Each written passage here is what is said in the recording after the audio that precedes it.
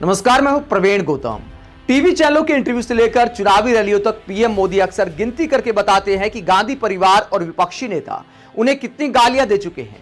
PM Modi अक्सर ऐसा victim card खेलते हैं, लेकिन खुद कैसी भाषा का इस्तेमाल करते हैं गांधी परिवार के लिए।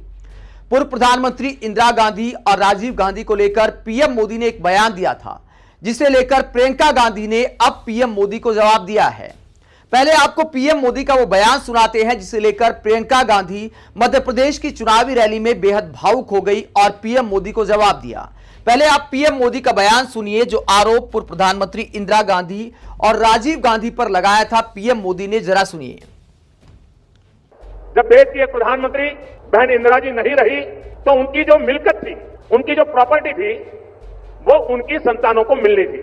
लेकिन पहले ऐसा कानून था कि वो उनको मिलने से पहले एक हिस्सा सरकार ले लेती थी। कांग्रेस ने पहले ऐसा कानून बनाया था। तब चर्चा थी और व्यापक रूप से चर्चा थी कि जब इंदिरा जी नहीं रही और उनके बेटे राजीव गांधी जी को ये प्रॉपर्टी मिलने की थी, लिख करके गई थी, तो अब सरकार को पैसा चला ना जाए, प्रॉपर्टी को बचाना था। तो इन्होंने क्या कर दिया, उस प्रॉपर्टी को बचाने के लिए, अपनी माता इंदिरा गांधी से मिले हुए पैसों को बचाने के लिए, उस समय के प्रधानमंत्री श्रीमान राजीव गांधी ने अपनी संपत्ति बचाने के लिए पहले जो इनहेरिटेंस कानून था उसको समाप्त किया और खुद के पैसे बचा लिए।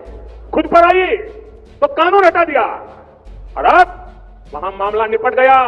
तो आज भी सत्ता पाने के लालच में ये लोग वही कानून ज्यादा कड़ाई से वापस लाना चाहते हैं।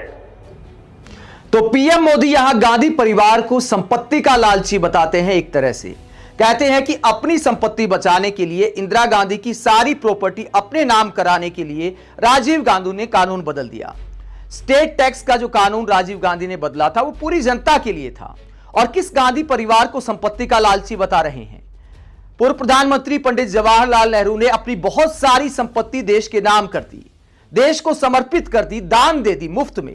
उस परिवार को पीएम मोदी प्रॉपर्टी का लालची बता रहे हैं और इसे लेकर प्रियंका गांधी ने पीएम मोदी को जवाब दिया है अपने पिता को प्रॉपर्टी का लालची बताने पर। और पीएम मोदी ने जिस भाषा का इस्तेमाल किया उसे लेकर प्रियंका गांधी ने क्या जवाब दिया है, जरा सुनिए। 19 साल की उम्र में जब मैं अपने शहीद पिताजी के टुकड़े घर लाई तो मैं नाराज थी इस देश से। मैं नाराज थी, मेरे दिल में यह भावना थी। मैंने अपने पिता को भेजा, तुम्हारा काम था सुरक्षित रखना। मैंने अपने पिता को हिफाजत से तुम्हारे पास भेजा और तुमने ये टुकड़े लौटा दिए मुझे। और वो टुकड़े इस झंडे में लपेटे हुए थे, देश के झंडे में। मैं नाराज थी। मैं समझती हूं शहादत की का क्या मतलब है। जैसे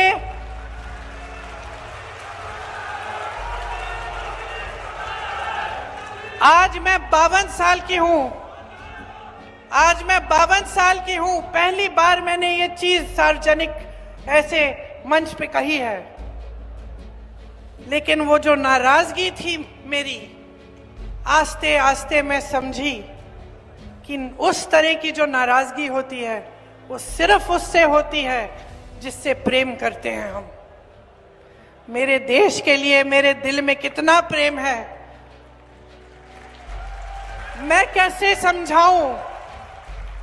जब मोदी जी मंच पे खड़े होकर मेरे पिता को देशद्रोही बोलते हैं, जब मोदी जी कहते हैं कि मेरे पिताजी ने कोई कानून बदल दिया अपनी मां से विरासत लेने के लिए, तो मेरे दिल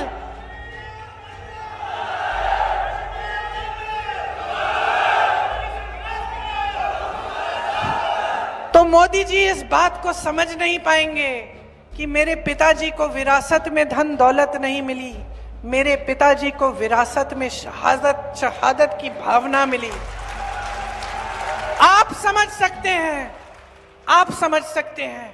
इस देश के किसान हो, इस देश की मिट्टी आपने सींची है अपने पसीने से, अपने इतने बेटे भेजे हैं सरहद पे। जब आपके बेटे शहीद होते हैं इस देश के लिए तो मैं जानती हूं कि आपके दिल में क्या भावना है, क्योंकि वही भावना मेरे दिल में है। जो पुलवामा के शहीद हैं, जब वो हुआ, पुलवामा का हुआ, उनमें से कुछ परिवार यूपी के थे। उस समय मैं यूपी में थी, मैं गई उनके घर और ज्यादातर परिवारों में पता है क्या बताया उन्होंने मुझे? जो बच्चे बचे थे उन्होंने कहा दीदी हमको भी सेना में भर्ती होना है। एक लड़की थी, उसका भाई एयरफोर्स में था, उसने कहा दीदी मैं पायलट बनूंगी, मैं एयरफोर्स में भर्ती होंगी। यही है शहादत की भावना। ये भावना मोदी जी नहीं समझ सकते। जो मोदी जी इंदिरा गांधी जैसी एक शहीद के बारे में उल्टी सीधी बातें करते हैं, जो मोदी जी इस भावना को देख के सिर्फ परिवारवाद देखते हैं लेकिन देशभक्ति नहीं देखते, देश की सेवा नहीं देखते, वो इस भावना को नहीं समझ सकते। मैं आपको ये कहने आई